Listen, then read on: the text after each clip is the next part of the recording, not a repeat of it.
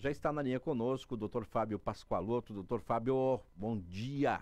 Bom dia, como é que está? Tudo bem, Alberto? Tudo bem contigo? Obrigado. Todo Novembro Azul, Fábio Pascoaloto tem que participar aqui, mas participa também de outros programas com outros assuntos também, né, Dr. Fábio? Pois é, né? Mas é muito interessante. Tu sabe que o Novembro Azul, ele faz com que a gente consiga falar sobre saúde do homem, que é algo que cada vez mais deve ser lembrado, né, Alberto?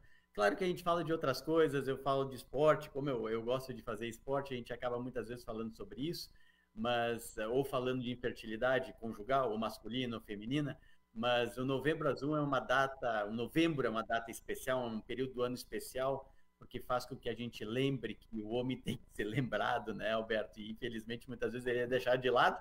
E que bom que tem o Outubro Rosa, eu sempre digo. Sabe por quê, Alberto? Eu sei, eu ia te perguntar sobre isso, né? Outubro Rosa tem uma finalidade muito especial, né, Dr. Fábio? Não, exatamente, Outubro Rosa. Por que a gente tem o outubro? Por que é o mês que a gente lembra do cuidado da mulher é no mês anterior ao do homem? Isso no mundo inteiro. Por quê? Porque Porque se for depois, a mulher deixa passar aquele mês do homem e o homem não vai no médico. é, Então, primeiro ela fala do Outubro Rosa, ela se dá conta. Ah, eu fui no médico, eu fui ver lá, ele me examinou, ele viu que tá tudo bem. Mês que vem é o teu, meu marido. E aí ele vai. é, Se fosse o contrário, o homem não ia. essa almarada aí, olha, ontem eu fui na UBS do Tijuca, fiz meus exames, né? Eu tô cuidando. Aliás, já marquei até um exame com o senhor dia 28 aí no seu consultório, viu, doutor Muito Fábio? bem, muito bem. Vou estar esperando, vou estar esperando. Então não tem E problema tem que nenhum. fazer, não adianta, né? Tem que É, fazer. Faz a parte. Almarada, aliás, a Almarada, os dados dizem aí de que, por exemplo, as mulheres, elas foram, eu tenho os dados aqui de 2022, o senhor pode atualizar eles, 1.200.000 consultas no primeiro semestre do ano passado, as mulheres foram por ginecologistas, enquanto os homens, para urologistas, somente 200.000 foram fazer consulta. Quer dizer, os homens realmente ainda continuam não cuidando da própria saúde. Infelizmente é uma grande realidade, Alberto, e isso a gente está tentando mudar. Olha só, a Sociedade Brasileira de Urologia está fazendo um esforço muito grande, criando campanhas de saúde do adolescente. Qual é a diferença que eu vejo e qual é a diferença que a Sociedade Brasileira de Urologia vê entre o homem e a mulher, entre as campanhas que a mulher faz, que faz com que a mulher vá no ginecologista desde uma idade precoce, desde a adolescência, e o homem não vai? É o conhecimento, é a divulgação do conhecimento, é a divulgação da necessidade de procurar o médico. Hoje, dentro da Sociedade Brasileira de Urologia, existe uma subseção no qual fala sobre a urologia do adolescente. E isso é importante, porque, Alberto, o homem, quando ele vê, e hoje cada vez mais ele se preocupa sobre toda a parte da sexualidade, sobre desenvolvimento sexual, sobre o desenvolvimento da pessoa, e se a gente não procura o médico desde cedo, desde a adolescência, muitas vezes ele fica cheio de dúvidas, cheio de preconceitos, de medos. E isso, com esse tipo de campanha, faz com que o médico tenha a oportunidade de ajudar esses adolescentes. E cada vez mais eu vejo isso no consultório, Alberto. São pais levando os filhos para discutir sobre sexualidade, discutir sobre relação sexual, discutir sobre evitar fenômenos como infecções sexualmente transmissíveis, evitar gravidez antes da hora, porque, queira ou não queira, é uma situação complicada tanto para a menina que vai carregar esse bebê, quanto para o menino, que talvez vá ser pai naquele momento. E os Então, se a números gente e os números são assustadores, né, de gravidez na adolescência. Sem dúvida nenhuma, né? E a gente tem que alertar, a gente tem que conversar. Eu costumava brincar, meu filho agora ele já tem mais idade, mas eu costumava brincar e brincar não, e eu falo para os pacientes, como eu falava com meu filho, é inadmissível sair de casa sem o preservativo na carteira, porque a gente não sabe o que pode acontecer. Então tu tem que estar preparado sempre. E isso eu falo para todos os rapazes. Só tem uma indicação de tu ter relação sexual sem preservativo, é querer engravidar tua parceira ou tu tem total tranquilidade. E na adolescência, queira ou não queira, existe uma variação muito grande de parceiro. Uma coisa é o camarada casado, outra coisa é antes disso. Então ele tem que saber muito bem com quem ele está se relacionando. E as mulheres também, sem dúvida nenhuma, mas isso já é um trabalho que o ginecologista faz. Mas a gente tem que alertar, né, Alberto? o alerta é importante. O senhor entende que está vendo, eu vou te chamar de senhor, mas é você, tá? É o doutor Fique à vontade. Fábio Pascoaloto, doutor Fábio Pascoaloto. É a regra do jornalismo, estão entrevistando, é doutor. Acha que está havendo uma evolução dessa educação de pai para filho e também as escolas falando sobre isso? Sim, sim, sim, Alberto, isso é fantástico. Só para dar uma ideia, mais de uma vez eu tive a oportunidade de ir em escolas de ensino médio e até ensino fundamental para conversar sobre sexualidade. Agora, dia 30, por exemplo, de novembro, eu também vou falar aqui numa escola privada, aqui em Caxias do Sul, sobre sexualidade. Eu acho fantástico essa oportunidade, porque é a hora da gente conversar com o adolescente, é a hora da gente falar com ele. E os pais estão alertas, os pais estão pensando e estão preocupados. Porque eu vou te dar um dado, Alberto, que ele é um dado de consultório, tá? Eu não posso dar um dado estatístico, mas assim, eu falo com meus colegas e a estatística é muito semelhante. Até a pandemia, o índice de infecções causadas por sífilis era muito grande. A gente via no consultório uma incidência, um diagnóstico de sífilis a cada semana ou a cada 15 dias. Sífilis. Veio a pandemia, Sífilis. Parou. Sífilis. Nós estamos falando em sífilis. Isso é igual isso é igual os menudos que a gente estava falando antes, né? Porque parece que não existe mais sífilis, né? E tinha voltado. Aí na pandemia ficou quieto. Claro, as pessoas não saíam mais, as pessoas não tinham relação sexual sem preservativo. E agora voltou. Agora voltou. A gente vê, eu vejo e falo com meus colegas, é semelhante isso. É um diagnóstico no mínimo por semana ou até quinzenal de sífilis. Gonorreia a gente vê toda semana, clamídia a gente vê toda semana. Então, assim, como é que a gente evita isso? É preservativo. E a gente tem que falar isso para a gurizada. Tem que dizer para eles. Uma linguagem simples, né? Sem dúvida nenhuma, eles têm que entender que todos nós, né, Alberto, nós passamos por isso. A gente tem mais idade, mas a gente já teve aquela idade. Eles têm que entender. Então, na hora que o pai, ele entende e leva o filho, e o pai fica olhando, que queira ou não queira, o médico ele exerce um poder muito grande de convencimento naquele adolescente ou em qualquer paciente, né, Alberto? Você vai concordar comigo que eu sou pai também. Então, às vezes, eu falando com meu filho ou minha filha, não tem tanta ênfase, não tem tanta penetração quanto um outro profissional falando o mesmo assunto. É sempre assim. Verdade. Então, na hora que tu levas no médico e tu conversa e o médico diz, olha, tu tem que cuidar isso, aí ele pensa, opa, pera um pouquinho. Então, é verdade esse negócio. Então, eu tenho que me cuidar mesmo. Não é lorota que meu pai está passando, que minha mãe está passando. Então, eu vou levar isso aí em consideração, sim.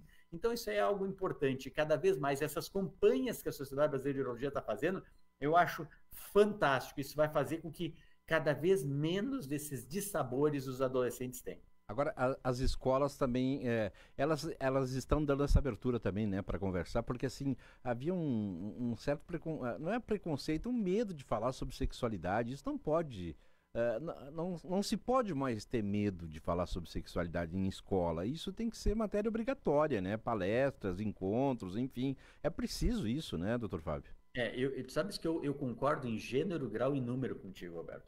Eu acho, não sei como fazer, eu não sei se existe a possibilidade disso acontecer, mas que tivesse uma vez por mês um encontro com um nutricionista para falar sobre nutrição, o que é bom, o que não é bom para evitar a obesidade, algum educador físico, não só ficar jogando vôlei, basquete, futebol, não, mas mostrar a necessidade do porquê de fazer educação física, falar com médicos, com profissionais para educar, educação financeira. Isso é importante, Alberto, é importante que o aluno saiba disso. Não sei, porque aí eu não trabalho com adolescente, não sei qual é o melhor momento para isso, mas a verdade é que na hora que ele entender isso, a vida dele como adulto vai ser melhor, porque na hora que ele incorpora o exercício físico, na hora que ele incorpora os bons hábitos, preservativo, uso de pílula anticoncepcional, caso tenha relação sexual. Então, assim, tem tanta coisa boa que tu já pode incorporar na adolescência que depois que incorporou, Alberto, não sai mais. Não sai mais. E é lá que tu ensina o aluno, é lá que tu pega e tu bota essa sementinha na cabeça dele para ele seguir esse tipo situação, né? É em tudo, né? A gente, aqui nesse programa a gente fala sobre educação para o trânsito, né? Quer dizer, os adolescentes e as crianças, elas são mais educadas para o trânsito do que os próprios pais, aquelas pessoas que dirigem, né? Então, tudo tem que começar na adolescência, na infância, essa educação. E a questão do preservativo que você falou, doutor Fábio, tem muita gente que tem vergonha ainda de ir numa farmácia e comprar um preservativo, mas quero dizer o seguinte, nós temos 54 unidades básicas de saúde em Caxias do Sul e todas elas têm preservativo, só chega lá e pega, puf, de graça. É verdade, é verdade. Tu tá falando uma coisa muito interessante, Alberto. Se tu paras para te lembrar, infelizmente a gente não é tão novinho assim, né, Alberto? Não. Então, assim, ó, O tu te senhor lembras conheceu o que a Menudo, gente né? não... Você conheceu o Menudo, né? Dançou as músicas do Menudo, né? Então, Alberto, tu te lembras que quando surgiu a necessidade do cinto de segurança, ou melhor, a obrigatoriedade da utilização do cinto de segurança, na Itália o pessoal comprava camiseta branca com um cinto, para dizer que estava andando de cinto. Ah, Então, é? tinha uma faixa preta para dizer que estava andando de cinto para não ser multado. Era a camisa do Então, Vasco, né? era a camisa do Vasco. Então, assim, ó, só para vocês terem uma ideia como é difícil tu botar na cabeça de um adulto. Se eu entro no carro e não coloco o cinto, a primeira coisa são meus filhos dizer, vem cá, e o cinto, pai? Meu filho agora que dirige o carro, ele fez escola, autoescola, ele tá com o carro dele, então ele tá dirigindo, às vezes eu pego carona com ele, ele chega, olha aqui, ó, pai, ninguém tá fazendo sinal, olha só que absurdo, ninguém, olha aqui, ó, 4 carros passaram na frente, ninguém fez sinal que ia dobrar. Vocês veem que tu educando a geração nova, eles aprendendo o correto, não tem erro, não tem erro. Eles vão ser adultos com conhecimento e vão fazer isso para sempre. Mas lá na frente, quando são adultos, é mais difícil ensinar. Agora, no trânsito também teve a evolução tecnológica, né?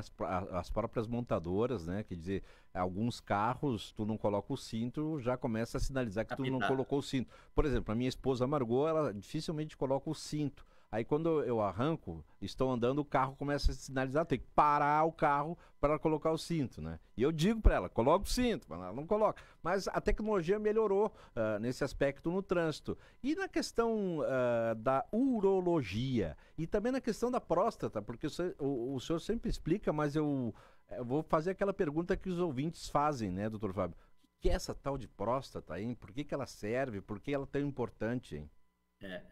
É muito interessante falar assim, e a tecnologia para próstata mudou alguma coisa? Para o diagnóstico, não. Continua sendo toque. Tem que ser do toque. É o toque e o exame de sangue, tá? O exame de sangue. Estatisticamente, 85%, isso no dia de hoje, eu não sei se isso não muda, tá, Alberto? Vamos deixar bem claro. Anualmente, no dia de hoje, está tendo uma tendência, no último Congresso Americano de Urologia, eles colocaram que talvez a gente não vai fazer exame de toque anual. Talvez, olhem essa palavra, talvez, mas no dia de hoje, essa é a informação que nós devemos passar para os pacientes e é isso que a gente utiliza no consultório. Anualmente, fazer o exame de toque retal e exame de sangue. 85% dos diagnósticos tu faz com o exame de sangue, 90% a 95% com o exame de toque, 97% a 98% tu faz o diagnóstico fazendo o exame de toque mais o exame de sangue. Quando é que a gente deve fazer? A gente deve fazer depois dos 45 anos de idade, se tiver histórico familiar de câncer de próstata, ou depois dos 50 anos, se não tiver o histórico familiar de câncer de próstata. E aí tu fizeste uma pergunta fantástica, Alberto. Para que serve a maldita próstata? E é verdade. Vou repetir a pergunta. Para que serve essa tal de próstata, doutor Fábio? Ela serve para uma coisa, só uma coisa. Ela serve para que o paciente consiga engravidar. A próstata produz 20% do líquido seminal e ele produz algumas enzimas que servem para liquefazer o sêmen na hora da relação sexual para que os espermatozoides consigam penetrar no colo de útero e depois consigam fertilizar aquele óvulo. Serve apenas para isso. E eu costumo brincar, ela tem uma segunda indicação. Dá dinheiro para o urologista, porque depois que o cara já engravidou, não precisa mais porcaria nenhuma. Aí o cara tem que ir no médico para fazer exame de toque e fazer exame de sangue. Então, essa é a segunda situação que a próstata leva.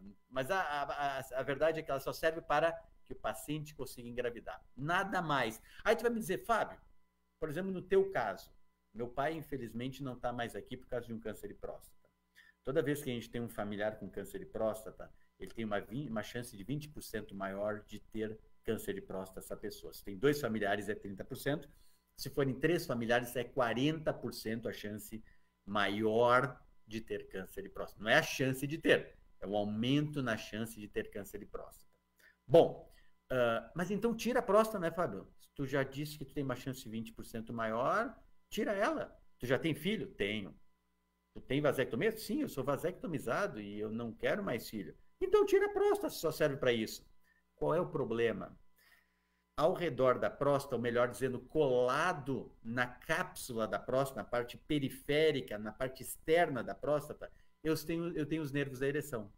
Então, se eu tirar a próstata e eu não consigo ver direito esses nervos, se eu tirar a próstata por tirar, eu continuo tendo uma chance importante de levar ou de ter disfunção erétil, ou seja, de ficar impotente, em até 60% das vezes. E eu vou ter uma chance de 3 a 5% de ter uma incontinência urinária. Tchê, eu não sinto nada. Então eu faço exame de toque, faço PSA e vou controlando ao invés de tirar simplesmente a próstata. Porque senão simplesmente tirava a próstata. E aí tu fizeste também uma pergunta muito boa, Alberto. Tem tecnologia nova para a próstata? E a resposta é sim. E nós temos tecnologia nova chegando em Caxias do Sul. Opa. O hospital da Unimed vai estar agora comprando, adquirindo, não sei como é que eles vão fazer, de leasing, não sei como é que eles vão fazer direito, um robô para fazer a cirurgia de câncer de próstata. Para que serve o robô? Qual é a grande vantagem? É o médico operando? Sim, é o médico junto com o robô operando. Tá, mas e daí? Qual é a diferença do médico simplesmente fazer o robô operando? As articulações do aparelho são muito maiores, tu consegue ver melhor, porque tu magnifica melhor ali onde tem um nervo e tu consegue cortar com maior precisão aonde tu queres cortar. Então tu vais começar a ter uma diminuição da incidência de disfunção erétil e de incontinência urinária, além da recuperação ser muito melhor. Então isso é uma grande notícia para Caxias do Sul. Isso é inédito, é uma excelente notícia. Isso é inédito em Caxias. Isso é inédito, é o começo. E eu acho que isso aqui começa por esses hospitais, depois com certeza vai para o Sistema Único de Saúde. Isso aí é bárbaro, isso é muito, muito, muito legal. Tem gente já capacitada em Caxias fazendo esse tipo de procedimento, só que eles fazem em Porto Alegre, eles vão para Porto Alegre fazer. Sim. Os pacientes. Eu vou para São Paulo e o colega vai operar lá. Mas agora ele vai poder ficar aqui junto com o paciente. E aí, vamos ser bem sérios, é muito melhor ficar dentro de casa, né, Alberto? Faz a cirurgia, anda na tua casa, tu volta para casa logo em seguida, não tem que ficar em jogo rápido. Fora de cidade. É jogo rápido. Agora não inventaram o robô para exame de estoque, né?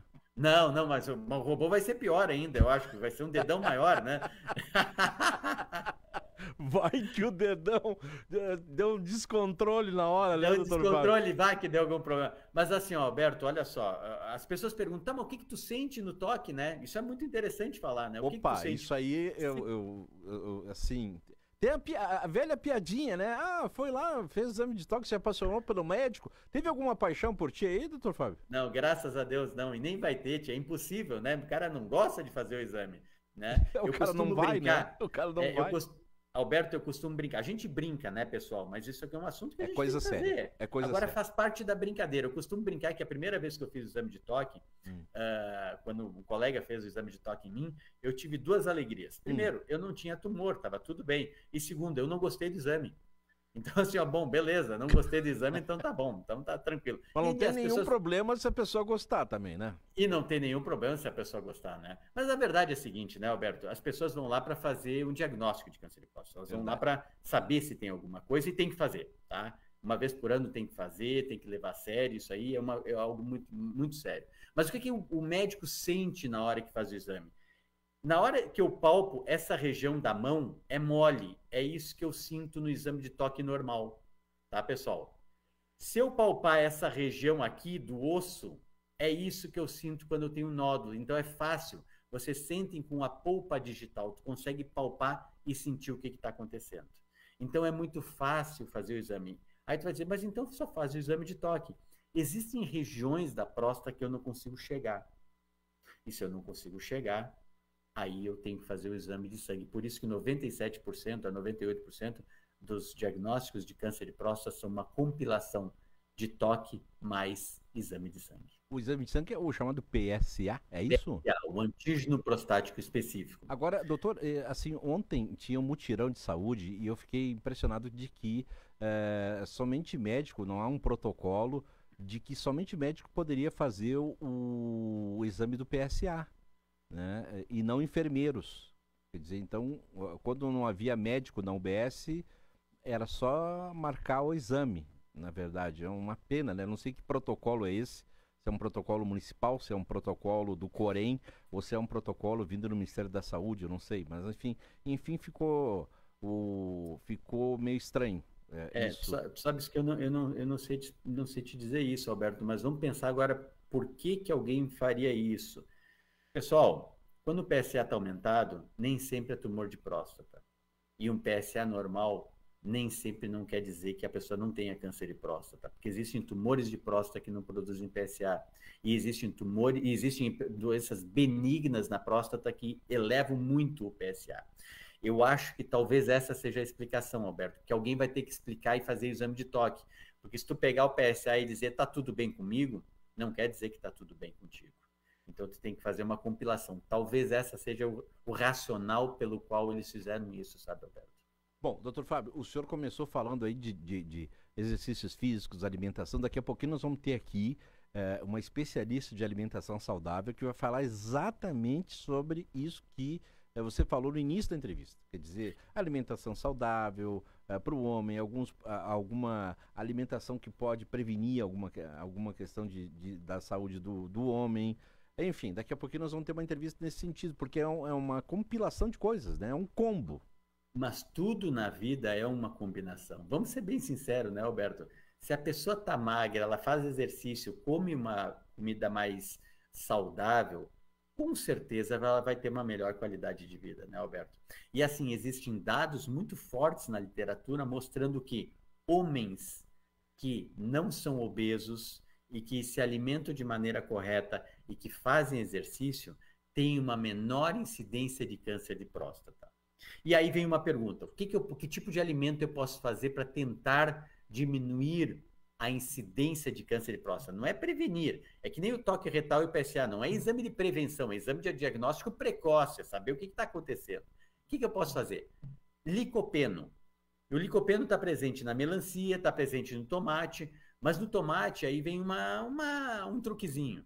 Não é o tomate cru, ele tem que ser um pouquinho esquentado para liberar mais o licopeno. Então, isso aí talvez diminua a incidência de câncer de próstata. Mas se a pessoa se alimentar saudável, fizer exercício físico, fizer os exames de diagnóstico precoce anuais, a gente chama de preventivo, mas não é de prevenção, é de diagnóstico precoce anual, que é o toque e o PSA, com certeza ele vai ter uma vida mais saudável e vai diminuir, então, a incidência de diagnósticos mais agressivos do câncer de próstata. Ok. Eu costumo dizer uma coisa, se tu tem mais um tempinho, para a pessoa lá em casa ouvir. 25% dos tumores de próstata, eles são mísseis desgovernados. Se tu fizer um diagnóstico precoce ou mais tardio, muitas vezes tu não vai conseguir ajudar o paciente. 20 a 25% dos tumores de próstata são tumores indolentes e que não vão causar nenhum problema, sabe, Alberto? Em que talvez a pessoa vai ter câncer de próstata e tu vai acompanhar. Tanto é que existem pacientes que estão sendo acompanhados no consultório, mesmo tendo câncer de próstata, porque é um câncer muito leve, não é nada agressivo. Mas quando é que vale a pena o toque e o PSA anual? Naqueles 50%, 60%, que se eu fizer um diagnóstico precoce, eu vou conseguir curar e vou dar uma melhor qualidade de vida. Muito bem. Então, pessoal, por isso que as pessoas têm que saber que o toque e o PSA é importante. Doutor Fábio, olha só, o Eugênio Gandolfo está te mandando um abraço aqui, tá? E uma última pergunta que não tem nada a ver agora com o assunto Novembro Azul, embora o uniforme da escola onde tu estudou seja azul, né? Eu quero saber uma coisa aqui que foi perguntada aqui por ouvintes. O senhor estudou no Madre Milda, na escola Madre Milda, e foi um colega legal, teve um concurso de colega legal, o queridinho da turma, um campeonato municipal, que o senhor foi o queriducho da cidade e estudava no Madre Milda. Isso é fato ou é fake? Você sabe que é legal isso aí, né, Alberto? Eu vou contar uma história rapidinho. Eu estudei todo o meu primeiro grau no ensino fundamental hoje, né? Mas o primeiro grau na minha época, estudei no Madre Milda. E eu fui não me lembro o que houve exatamente, mas eu fui escolhido como um colega, um melhor amigo da turma e tal.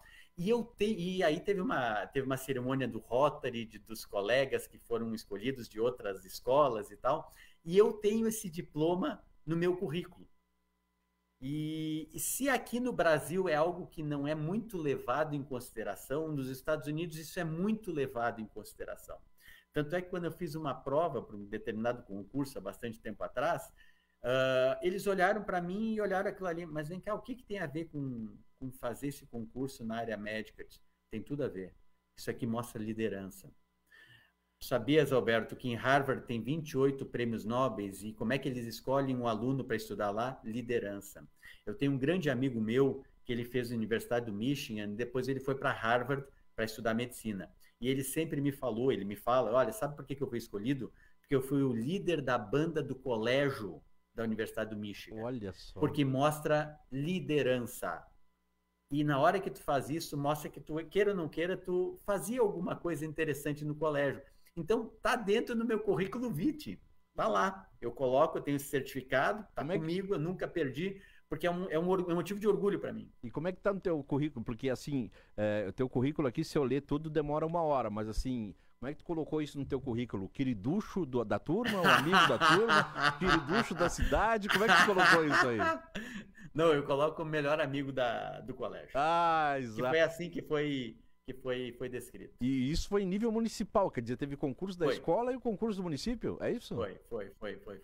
Acho que eu era o pior da escola, por isso que eu não coloquei no currículo. Mas olha, parabéns. Mas também, Alberto, no meu teste vocacional deu médico ou padre. E tu pensaste no sacerdócio? Eu sou bastante católico. Tu entra no meu consultório, eu tenho mais de um lá no centro de reprodução, eu tenho vários São Franciscos, eu sou aquelas pessoas que eu rezo antes de dormir, eu acredito que tem um ser superior, quando eu posso eu vou na igreja. Infelizmente com a pandemia começou a se fechar as igrejas, tu não pode ir a hora que tu quer, né? Porque às vezes quando eu tinha um tempinho eu entrava fácil na igreja, e só para meditar, para conversar com o cara lá em cima, para ele nos ajudar, ele sempre nos ajuda, pedir ajuda e a gente tem que tentar retribuir de alguma maneira, né? Tá bom. Doutor Fábio, obrigado. E dia 28, quando for ali, eu te levo uma edição do Imildinho. Bah, coisa boa. Imildinho, o jornal que foi reativado agora, foi reimpresso agora. Que legal, né? E que teve à frente toda a equipe de comunicação, capitaneada também pela jornalista Margot Segatti, que é minha esposa, por um acaso, né? Que legal, que legal. Tu sabe, Alberto, que teve ontem o encontro dos anos 70 e 80 do Madrimilda. Sim. E, infelizmente, eu não consegui ir. Eu não tinha como ir ontem, tinha procedimento, tinha algumas coisas para fazer, que eu não tinha como ir ao meio-dia lá para ir no encontro. Mas foi uma iniciativa muito legal do encontro dos anos 70 e 80 lá do Madrimilda. A minha turma de colégio, a gente agora vai fazer, não sei quantos anos que a gente vai fazer de colégio, acho que 45 anos a gente vai fazer de colégio, do primeiro ano do primeiro grau. A gente vai fazer agora, eu acho que agora, tá para sair. E a gente se encontra no mínimo uma vez por ano. A turma de colégio lá do Madrimilda do primeiro ano do primeiro grau. Que bacana, que bacana. Bom, o Madrimilda para mim tem 2 lembranças. Primeiro que eu fui catequista de quase todos os alunos do Madrimilda, ali na igreja de Lourdes. E segundo, não é uma lembrança muito boa, porque quando nós jogávamos vôlei, eu estudava no Emílio Meyer, e com o Madrimilda, a gente sempre levava uma lavada do Madrimilda. Não, Madrimilda tinha gente muito boa, né? Hoje tem o professor Carlos Bononi, que é professor da UX, ele foi meu colega de colégio, ele foi seleção gaúcha. Dessa geração, Esse pessoal então jogava muito bem. É um pessoal muito bom, Madrimilda sempre. E não dá para esquecer o professor Miguel. Tu fosse aluno do Miguel ou não? Não, eu não estudei no Madrimilda. Ah, tu não estudaste lá? Eu não estudei, porque ali era classe média alta, né? Eu era da escola pública. Tá certo. Tá bom. Mas Madrimilda tinha o professor Miguel, que era um professor de português, um cara fantástico, que ele me ensinou, só para finalizar, ele me ensinou uma coisa que eu nunca me esqueci. Ele, uma vez numa prova, ele pegou e entregou todas as provas para mim corrigir no fim de semana, inclusive a minha. Eu ia corrigir, ele me entregou o gabarito, tu corrige para mim, segunda-feira tu me dá. E eu, casualmente, naquela prova, não tinha ido bem. E eu acho que ele sabia disso. O desgraçado sabia disso e ele me testou para ver o meu caráter e para saber quem eu era. E eu tive que dar uma nota baixa para mim mesmo. Olha só. E isso aí foi a maior lição que eu tive de alguma pessoa, porque ele olhou para mim, eu entreguei as provas e ele foi entregar, depois ele olhou para mim e só bateu no meu ombro e disse parabéns. E não falou mais nada. E eu tinha ido mal na prova. Me deu os parabéns e eu fui mal na prova. Ele me testou. Eu acho que isso aí talvez tenha sido a grande coisa que ele fez para mim, além de ensinar, que era um baita professor, mas que ele me moldou meu caráter ali. Ali foi um fim de semana terrível, Roberto. Terrível. Porque eu queria me dar uma nota boa e eu sempre fui bem e eu fui mal naquela maldita prova. Tia. Eu disse, meu Deus, o que eu faço? Eu disse, não. Eu me lembro como se fosse hoje. Eu disse, não, é a nota que eu tirei e é isso que eu vou ter que fazer. E aí eu pensava, não, mas não é possível. Eu disse, não, é possível. Fica, é a nota, seja honesto e acabou. Ele me testou até o final e foi muito legal. Era o capeta do meu lado dizendo, troca. E eu dizia, não posso trocar. Doutor Fábio Pascoaloto, urologista e também, no passado, agora a gente abriu essa informação em primeira mão, o queriducho do Madrimilda e o queriducho da cidade e que colocou no seu currículo isso, né? Obrigado, doutor Fábio. Obrigado, foi um prazer estar aqui com vocês, Alberto. Obrigado por tudo. Doutor Fábio Pascoaloto, urologista, falando sobre Novembro Azul, saúde do homem. 15 para as 10, já voltamos.